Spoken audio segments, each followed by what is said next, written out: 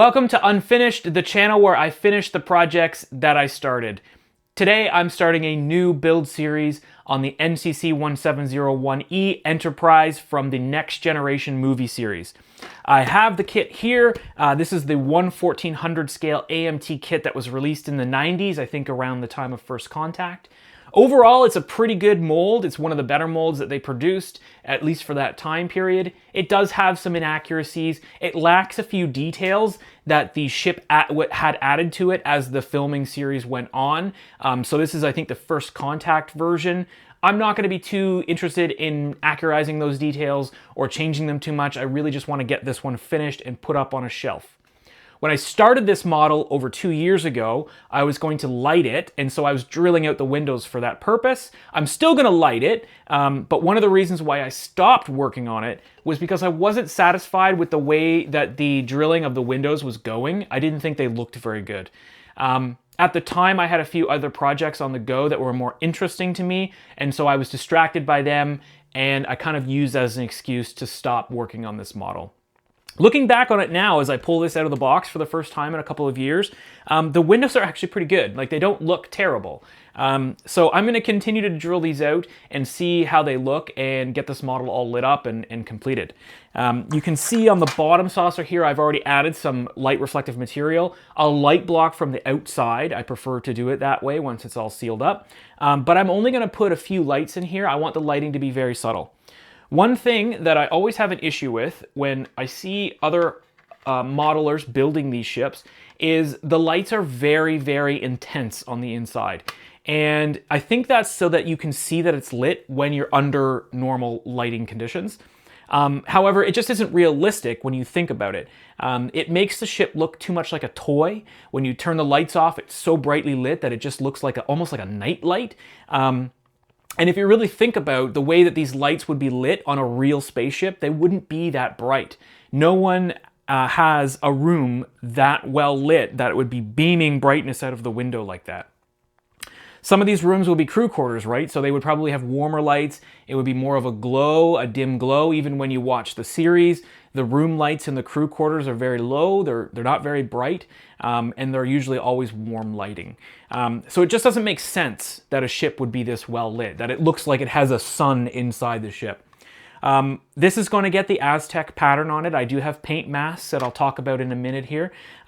So when this ship is under normal lighting, I want the impressive part of this build to be the Aztec pattern, the paint scheme, which I'm going to really enjoy doing because I love doing those masking and painting with the airbrush. And that's what I want to stand out. And then when I flip the lights off, then I want that dramatic effect of the lighting to come through. But I want it to be very subtle through the windows. And I just wanted to have that nice sort of background glow so that when it's sitting in a room, wherever I put it, and that room is dimly lit and the lights come on at nighttime, it's not overpowering to the eye. It's not taking up too much space in the room. It's just a decorative feature as part of that area. So I'm going to go with very subtle lighting on this. This kit actually does come with some pretty nice decals. I'm just going to slide them out of here and show you these decals. This is what the more modern kit comes with. If you have one from the 90s, I'm not sure what it comes with, to be honest. I don't have one that old. But the most recent reissue of this kit, this is the decals that it comes with, or the decals it comes with. I'm not going to use these decals because I do have the paint mask set. And I'm just not sure if these are the colors that I want to go with. But I will use the lifeboats, and I'll use the other bits and bobs here. One thing I noticed when looking at this decal set is that the registries are actually a dark blue. I'm not entirely sure if the actual model has dark blue registries or if they're black. All the registries I've ever seen on ships, they're usually black. So I'm not entirely sure which is appropriate here. And I think I might actually try to cut these out of vinyl on my Cameo. They don't come in the mask kit that I have. So I might cut these out of vinyl on my Cameo, and that will give me some more flexibility to choose my own paint scheme. It's always a choice when you're making models, whether or not you're going to go with studio model accuracy, so what the actual ship was done, like how it was actually painted and built, versus what you see on screen. Because what you see on screen can often be different than the model actually looks in real life because of lighting, post-processing, color correction, all those kinds of things. Where the ship is in space, you know, if it's in space or if it's in a nebula, that can change the whole look of the ship too. So I'm not entirely sure what the paint scheme is that I want to use for this ship and what colors I actually want to go with. So I'm going to cut my own registries so that I can decide whether they're black or they're blue with a little bit more research. And I'm going to use the paint scheme, the paint mask for these particular details so that I can choose my own grays and dark grays and that kind of thing.